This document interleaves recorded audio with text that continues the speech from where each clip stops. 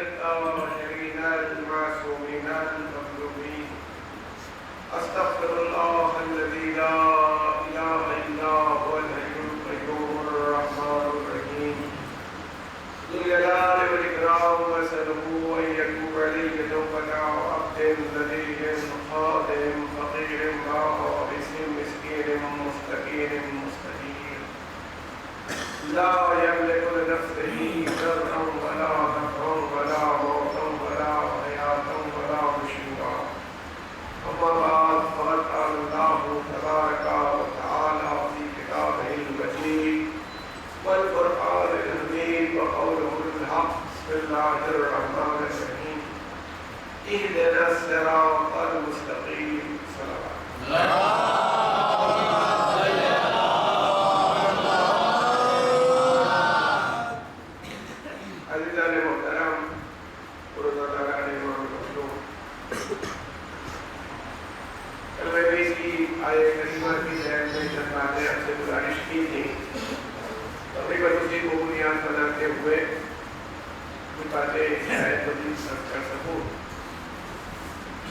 پہلی بات تو یہ کہ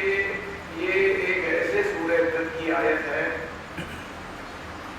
جس سے ہر مسلمان مرد و زن چھوٹے بڑے بچے بوڑھے سبھی کو یاد کرنا بھی واجب ہے، کیونکہ اگر نماز فرض ہے اور واجب ہے تو سورہ فاتحہ اور سورہ ہم بھی واجب ہے اور سورہ ہم واجب ہے، تو یہ آیت پڑھنا پڑے گی۔ اور وجہ یہ مجمع جو تشریف فرما ہے اس کو تو جانے کتنی مرتبہ سورہ فاتحہ پڑھوایا جاتا ہے۔ سلطان نے بھی کہا فاتحہ، دیکھیے میں عرض کروں گا بہت آپ کا نہیں ہے، لیکن بہت چیزوں کو دیکھتا ہوں کہ جتنی دیر میں 1.5-2 آیت کی نہیں پڑھی جا سکتی اتنی دیر میں 7 آیتیں ختم ہو جائیں اوپر ہاتھ ملنے سے، بلکہ مجھے تو بعض اوقات سامعین اور مجمع کی وجہ سے خود سرپٹ ہونا ہوتا ہے جو اس کا ختم ہو گیا ہے سب میں جلدی سے اس کو، اور وہ یہ منظر ہمارے یہاں ہمارے وطن میں تو مجھے ختم ہی نہیں ہوتی جب تک یہ نہ ہو جائے کہ سب سورہ فاتحہ پڑھیں ایک ساتھ، تو مجھے ساتھ کی وجہ سے بہت تیزی کرنی پڑتی ہے، ساتھ ختم ہو جائے ورنہ کہ دیکھیے قرآن مجید کے پڑھنے میں ترتیل کا حکم ہے، ٹھہر کے پڑھا۔ اچھا ایک بات میرے بچے کہتے ہیں اس لیے مجھے کہیں اور میں کہتا تو شاید مجھے ہچکچاہٹ ہوتی، آپ سے کہنے میں کوئی ہچکچاہٹ نہیں ہے۔ یہ جو سورہ فاتحہ پڑھوایا جاتا ہے، چاہے وہ سلطان پڑھواتا ہو، چاہے وہ میں نے آپ سے کہا کہ سورہ فاتحہ پڑھیں، کیا آخر میں جب کوئی شخص کھڑا ہوتا ہے کہتا تمام مومنین سورہ فاتحہ پڑھیں، تو یہ کیوں پڑھوایا جاتا ہے؟ کوئی وجہ ہونی چاہیے اس کی کہ اتنی مرتبہ سورہ فاتحہ سورہ حمد سے پڑھوائی جا رہی ہے۔ لیکن اصلاً جو بات وہ کہتا نہیں ہے وہ اس کے اندر چھپی ہوئی ہے، اپنے اندر ہوتی ہے، تو آپ کی نیت ہوتی ہے۔ جب کوئی انسان کسی بڑی بارگاہ میں جاتا ہے، بادشاہوں کے سامنے لوگ آیا کرتے تھے کہ یدی کے خالی ہاتھ جھاؤ کر کے چلے گا، کوئی نظر پیش کرتا۔ اب جب سید الشہداء اور ان کے اصحاب کی بارگاہ میں جا رہے ہیں تو آپ کیا نظر پیش کر رہے ہیں؟ روپیہ پیسہ دولت کوئی بھی چیز آپ لا کر کے سید الشہداء کی خدمت میں پیش کریں گے؟ ان کی نگاہ میں تو جب ان کے بابا کا یہ عالم ہے کہ فرماتے ہیں اگر ساری کائنات کی نعمتیں اور دولتیں میرے قدموں میں ڈال دی جائیں صرف اس لیے کہ میں چمکی کے منہ سے جو کا ایک چھلکا چھین لوں تو میں ظلم نہیں کروں گا۔ جن کا بابا کہہ رہا ہو کہ میں نے تجھے 3 طلاقیں دے دی تو دنیا کی کوئی شے آپ لائیں گے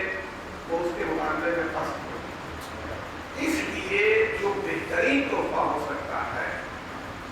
سید الشہداء کی بارگاہ میں پیش کرنے کے لیے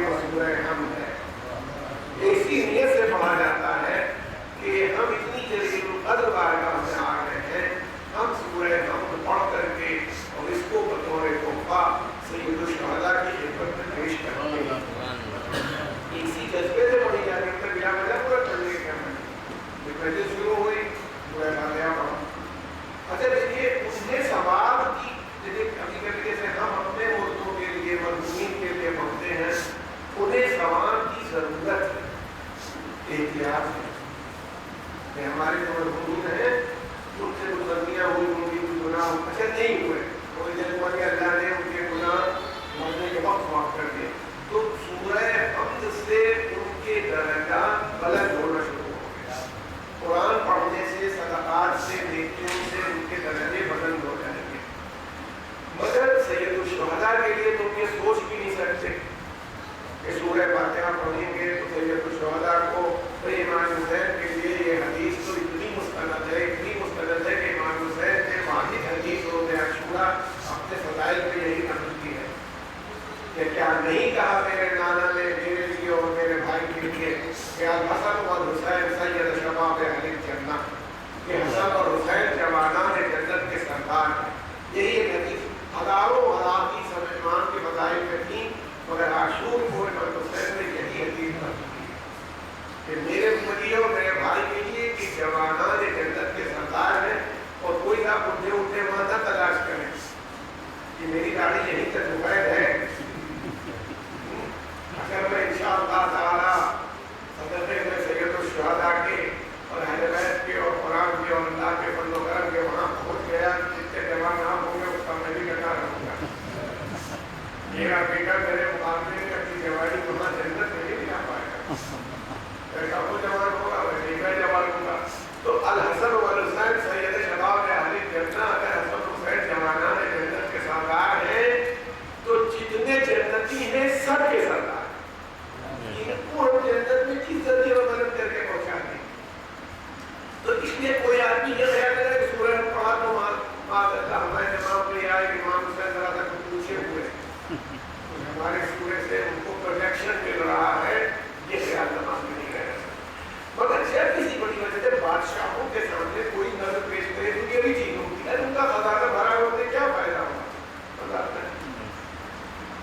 اچھا شوگر پیشنٹ ہو جاتے ہیں بڑے بڑے یونیورسٹی ٹیچر، تو میں نے عام طور پر دیکھا کیا دکھائی دے کے لوگ جاتے ہیں، وہ کھائیں گے نہیں. دکھائی آ رہی ہے شوگر پیشنٹ ہے ہم کو تو دکھائیں گے، لیکن جب آتی ہے تو ان کو مزہ آتا ہے. اب سورہ ہم کی شان یہ ہے کہ یہ ایک ایسا تحفہ ہے کہ دنیاوی اشیاء اگر پیش کرتے تو حضرت کے مقابلے میں نہ ٹھہرتی. آپ وہ چیز پیش کرتے ہیں جس کو اللہ کے رسول نے ان کے ساتھ رکھا ہے، ان سے جدا نہیں ہے. انی تارک فیکم الثقلین کتاب اللہ وحکمتی اہل بیتی، میں تمہارے درمیان دو وزنی چیزیں چھوڑتا ہوں، ایک اللہ کی کتاب، دوسرے اہل بیت. ما ان تمسکتم بہما لن تضلوا بعدی ابدا، اگر تم ان دونوں سے تمسک اختیار کرو گے تو کبھی بھی گمراہ نہیں ہوگے. وَلَن يَفْتَرِقَا حَتَّىٰ يَرِدَ عَلَيْهِ الْحَوْض، اور یہ دونوں ایک دوسرے سے کبھی بھی الگ نہیں ہوں گے یہاں تک کہ میرے پاس حوض کوثر پر پہنچ. اس طرح حدیث 187 طریقے سے برادران اہل سنت کی کتابوں میں ملی ہے، اس کی 187 روایتیں ہیں موجود. اتنی باتوں سے 20 صحابہ کرام نے اس کو نقل کیا ہے باتوں کے ساتھ. تو عرض کرنا ہے کہ اس لیے سورہ فاتحہ یا سورہ حمد پڑھی جاتی ہے. ایک چیز تو نقطہ یہ پڑھ لیجیے کہ جنگبازی کر لیجیے. آپ اتنی محنت سے پھولوں کا گلدستہ گئے، جنگبازی میں کانسے گرا دیے، سب بگڑ گیا گلدستہ. اتنا قیمتی گلدستہ آپ نے خریدا ہے اور کسی منسٹر کو پیش کرنا ہے تو اس کی تو حفاظت کرتے ہیں. سید الشہداء کی بارگاہ سے بڑی بارگاہ آپ کو بہت سی ملے گی، اور اس میں قرآن کے سورے سے بہتر کوئی ہدیہ کیا ملے گا. اسے پیش کرنے کے جا رہے تو سمیتے سے پیش کریں، سمیتے سے پڑھیں. اور جتنے آدمی چلیے میں کسی کا آپ کا نام لے لے رہا ہوں، لیکن میں کبھی کبھی رہتا ہوں لوگوں کے پاس کہا جاتا ہے سورہ فاتحہ تو میں بسم اللہ الرحمن الرحیم الحمدللہ رب العالمین، یہ خود قرآن میں لگا. قرآن نے کہا جب تلاوت کرو، قرآن پڑھو، فاستعذ باللہ،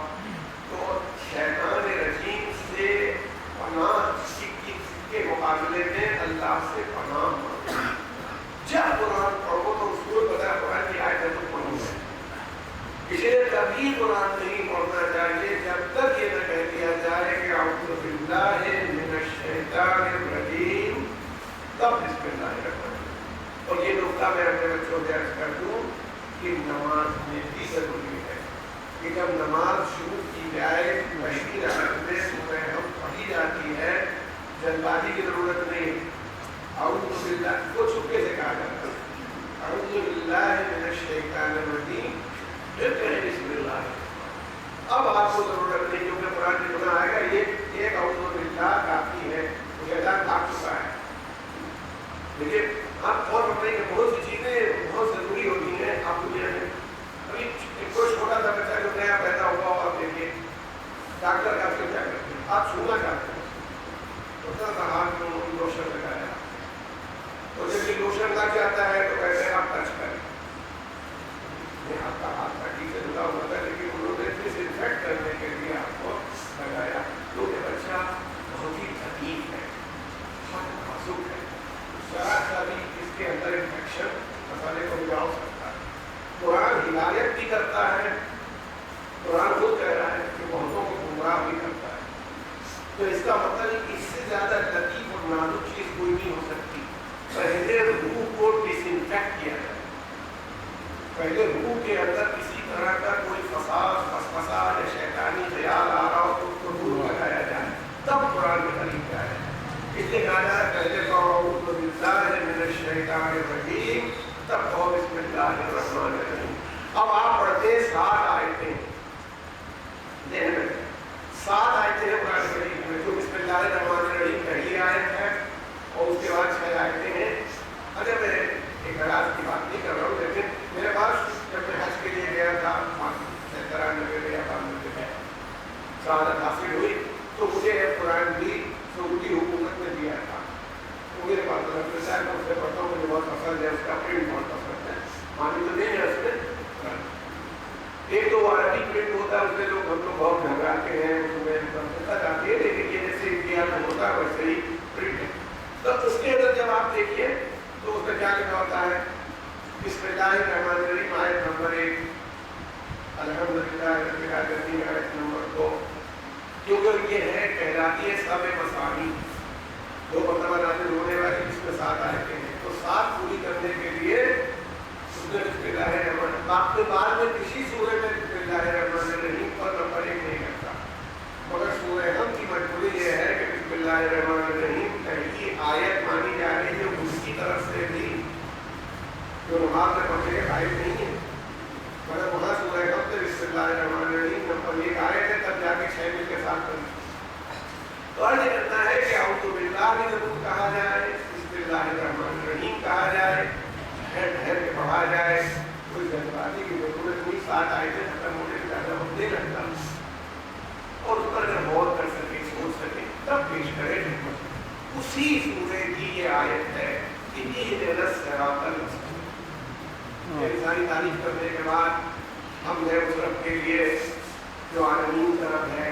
عالمین کا پالنے والا ہے، اس پر یہ تو پورا دفتر ہے،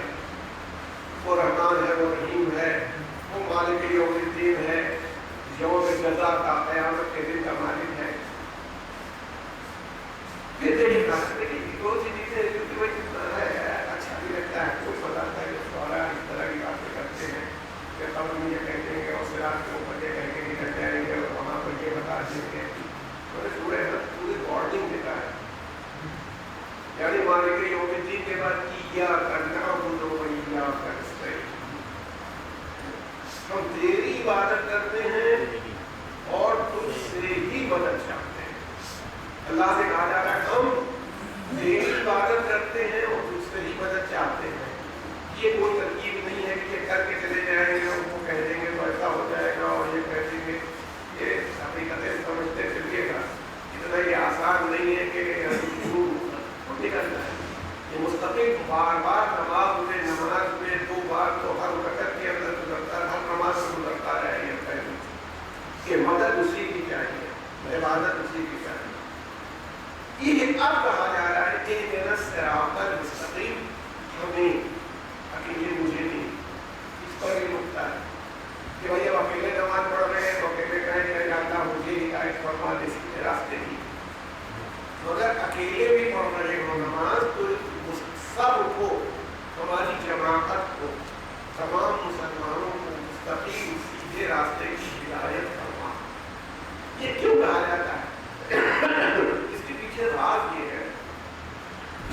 انفرادی طور پر انڈیویجولی، یا جب آپ اکیلے کسی دین کے معاملے میں کہیں پر ہیں، یاد رکھیے سب سے بڑی خرابی اور پریشانی یہ ہے اکیلے کسی چیز پر عمل نہیں ہو پاتا۔ مان لیجیے اسی بستی میں اکیلے آپ مومن رضاکار ہوتے، کیا کر لیتے ہیں؟ نہ گلو کر سکتے ہیں، نہ مجلس کر سکتے ہیں، نہ معاشرے کے اندر رہ سکتے ہیں۔ اگر کہیں اکیلے کسی ملک میں آدمی پہنچ جاتا ہے کوئی مومن، تو اپنے گھر میں رہتے ہیں۔ کسی نظام کو چلانے کے لیے، کسی سسٹم کو چلانے کے لیے ایک جماعت یا کمیونٹی کی ضرورت ہے۔ اسلام کے ذریعے سے قدرت یہ اشارہ کر رہی ہے، سورہ حم سے اشارہ کیا جا رہا ہے کہ اکیلے کے چکر میں نہ پڑو، پوری جماعت کو صراط مستقیم پر ہونا چاہیے۔ اچھا اب اگر جماعت کو صراط مستقیم پر ہونا چاہیے، معلوم ہے آپ تو صراط مستقیم پر چلے جا رہے ہیں، جماعت غائب ہو رہی ہے۔ جو ہماری کمیونٹی ہے وہ مستقیم راستے پر، سیدھے راستے کے اوپر نہیں ہے، ہم خود صراط مستقیم پر جانے کے لیے تیار ہیں۔ صرف نہیں کہتے جائیں گے ہم کہیں ہوں گے، کمیونٹی کہیں ہوگی۔ اس لیے شرط یہ ہے ہم بھی صراط مستقیم پر رہیں اور جماعت بھی صراط مستقیم پر رہیں۔ تو یہ سیدھا راستہ ہے، اس بات کو ذہن سے ہرگز فراموش نہ کریں کہ یہ سیدھا راستہ صرف عقیدے میں نہیں ہوتا، اور عقیدہ بغیر عمل کے کوئی چیز ہوتی بھی نہیں ہے۔ جس طرح سے اگر شاخیں وغیرہ نہ ہو تو جڑ کا تصور نہیں ہے، اگر جڑ ہو تو شاخ بھی ہو، پھل بھی ہو، پتے بھی ہو، پھول بھی ہو، اور نہ جڑ کے بغیر وہ ہوں گے، نہ ان کے ہونے کے نہ ہونے پر یہ مان لیا جائے گا کہ جڑ موجود ہے۔ تو عمل کی بنیاد شرط ہے صراط مستقیم کے لیے۔ یہ بنیاد کل ہم لوگوں نے اس مجلس میں آپ کے سامنے ڈسکس کرتے وقت لائی تھی اور رکھی تھی، اور میں ایک آپ میں نے گزارش کی تھی کہ امام حسین علیہ السلام اس داعی کا نام ہے، اس دعوت دینے والے کا نام ہے، اس راستہ دکھانے والے ہادی کا نام ہے جو صراط مستقیم کی ایک واضح دلیل ہے۔ دیکھیے جوش ملیح آبادی کو تو لوگ پتہ نہیں کیا کیا کہتے ہیں، مگر جوش ملیح آبادی نے یہ کہا ہے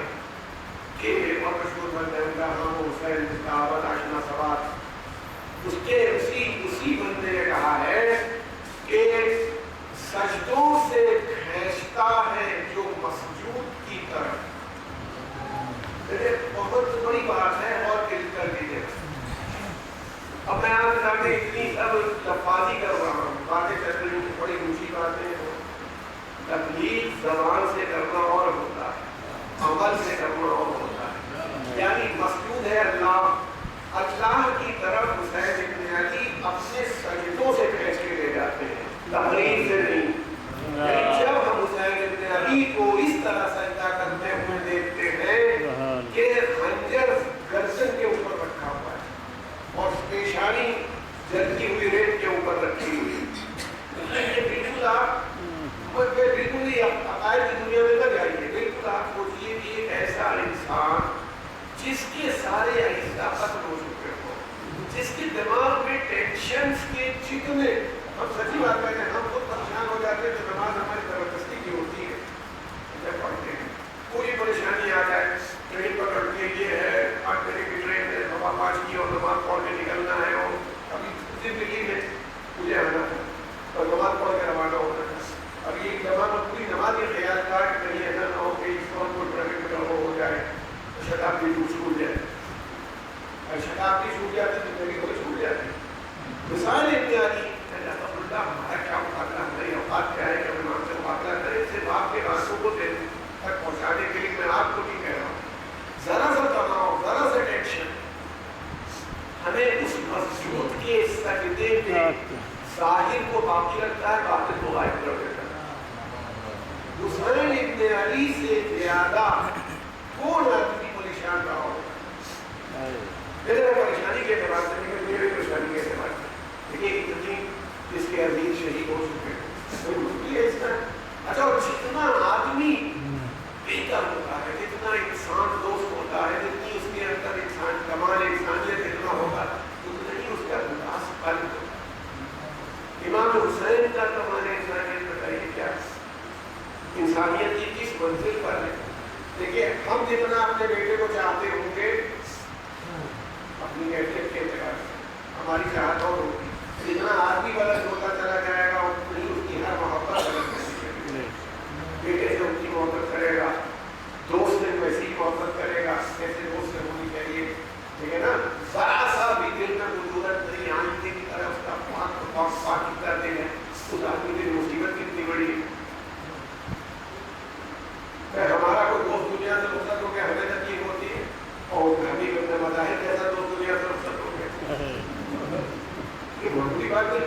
कई रिवायत भी लगती है, बहुत सी चीजें तो कही नहीं जाती, लेकिन रिवायत में ये लफ्ज आई है, लफ्ज़ें आई हैं कि जब जनाब हबीब इब्न मलाहिम की शहादत की खबर इमाम तक आई, हबीब शहीद हो गए, तो आपके चेहरे पर शिकस्तगी के आसार हैं। लेकिन मैं आपसे कहता हूँ मारना क्या नहीं, इमाम हुसैन ने लिखा कि जब आप पर कोई मुसीबत करबला में पड़ती थी, तारीख है, जब कोई आप पर मुसीबत पड़ती थी तो आपके चेहरे का रंग निखर जाता,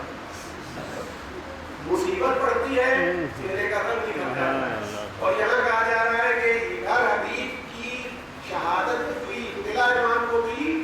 उधर आपके चेहरे पर शिकस्तगी के आसार हैं, टूट जाता, लेकिन दोस्त अब और कीजिएगा। फिर ये यहाँ पर इमाम ने कहा नहीं कि मुझे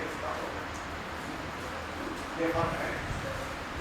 मज़ाहिर के सूखने से इमाम के चेहरे पर शिकस्तगी के आसार को लोगों ने देखा, रावियों ने नकल किया,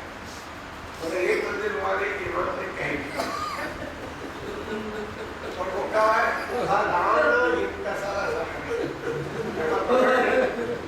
जनाब अब्बास हुए, यानी मालूम हुआ कि जनाब अब्बास को मालूम ही नहीं हुआ,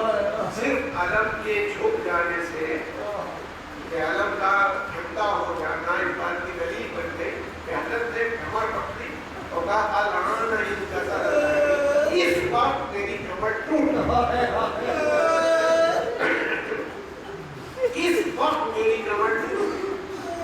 आप और कर लीजिएगा। तो जिस वक्त इमाम हुसैन की कमर खुद एक कह देना कि मेरी कमर टूट गई, अच्छा नहीं कह रहा हूँ, उस इंसान को सोचिए, फिर यही बातें मसाइल भी हैं और दलील भी है, मोहम्मद की मुस्तकीम क्या है और हाथी क्या चीज़ दिखा देता है, उनकी मंजिल तक ले जाता है, जब भी आप देखना चाहेंगे एक हर मुसीबत बन जाती है। जनाब अकबर की शहादत को आप सुनते रहते, जनाब अकबर की शहादत के ऊपर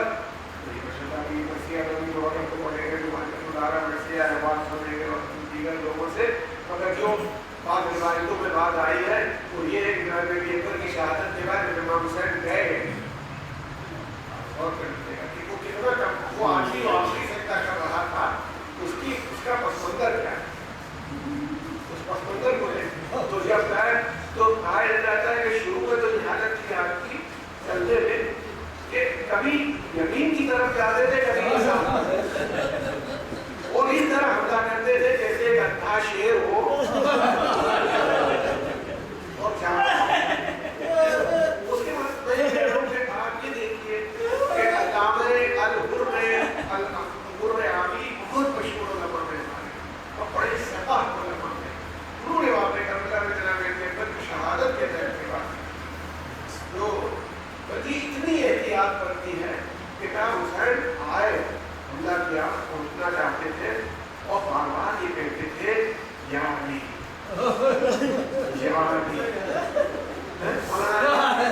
मौलाना अली नबी का आपने क्या कहा सारा और मानते थे, जब पहुंचते थे कहते थे ये नहीं मालूम होता कि हुसैन किस अली को पुकार रहे थे,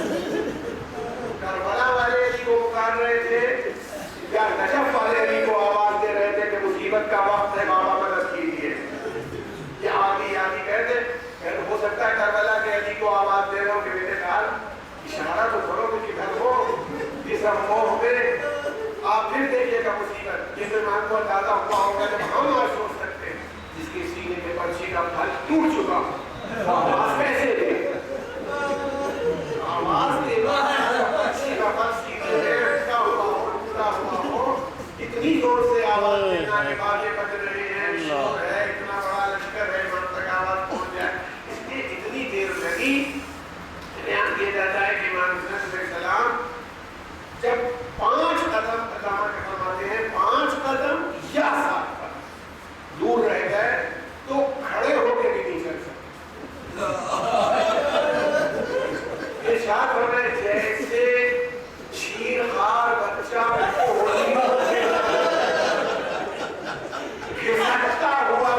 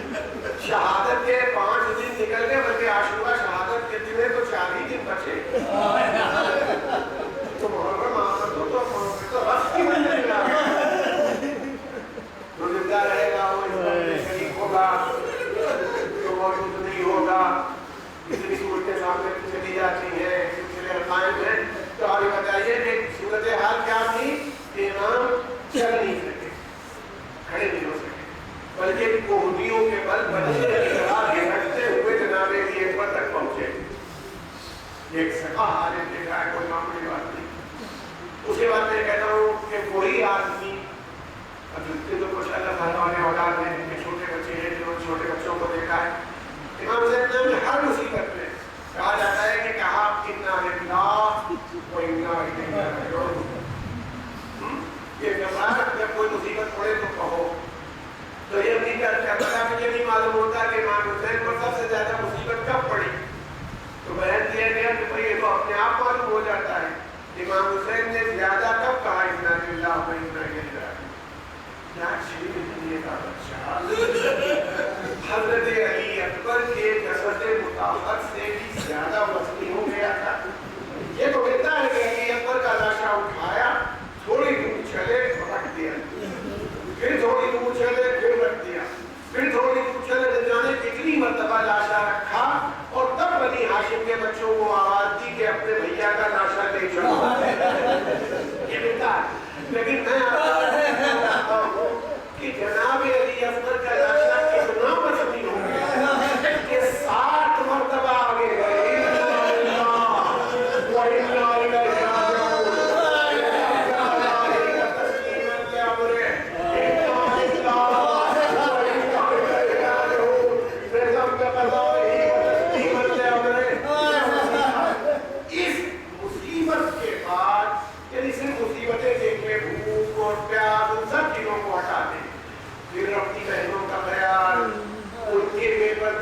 تصور کا خیال،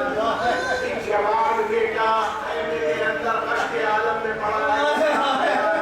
یہ آدمی سجدہ کر رہا ہے.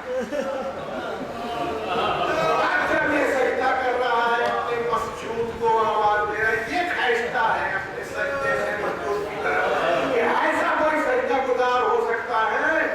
کہ جو سجدہ کر رہا ہے تو اب یہ شکایت نہیں کر رہا ماننے والے تم نے جو کیا تھا لے کیا. کبھی آپ کے جہاں میں ذکر کروں گا کہ حضرت ایوب بھی آپ میں عاجز ہو گئے. شکایت تو نہیں کی مگر شکایت کے پڑھتے ان کے پالنے والے میں حسین کیا کہہ رہے ہیں سجدے میں، الہی رضا برضا، یہ پالنے والے میری مرضی کے میری کوئی مرضی نہیں ہے. اتنا استقرار اگر کسی آدمی کو حاصل ہو جائے تو وہ امام حسین ابن علی سے کون ہو سکتا ہے؟ یہ آدمی ہے جو اپنے سجدے سے اس مسجود کی طرف اشارہ کرتا ہے. مگر میں نے آپ سے کہا تھا ایسا حالی ہے، ایسا صراط مستقیم کا مالک ہے، ایسا صراط مستقیم پر لے جانے والا ہے کہ جب سجدے میں سر رکھے ہوئے تھا تو کوئی خیال نہیں تھا، کسی کا کوئی خیال نہ ہونا. وہی یہ کر سکتا ہے جس کے باپ کے پیروں سے تیر نکال لیا جائے اور سجدے میں پتہ نہ چلے، اسی کا بیٹا اس شان سے سجدہ کر سکتا. مگر باپ کے سجدے کے مقابلے میں بیٹے کا سجدہ زیادہ عظیم ہے. زخم علی کے لیے ہونا اور بات ہے، اور دل پر اتنے زخموں کا ہونا یہ بہت بڑی بات ہے. تو اگر صراط مستقیم تلاش کرنی ہے، یہ جو کربلا کے واقعات کو بار بار دہرایا جاتا ہے، یہ ہر سال جو محرم منایا جاتا ہے، یہ تو تمام انسانیت خیر کو یاد کرتی ہے، وہ اسی لیے کہ سیدھے راستے کی تلاش کے لیے اس سے زیادہ روشن دلیل نہیں ہے، اس سے زیادہ روشن دلیل نہیں. آپ سب بتائیے گواہی دیتے ہیں اشہد ان لا الہ الا اللہ، اشہد ان محمد رسول اللہ. آپ کی گواہی زبانی ہے، حسین ابن علی کی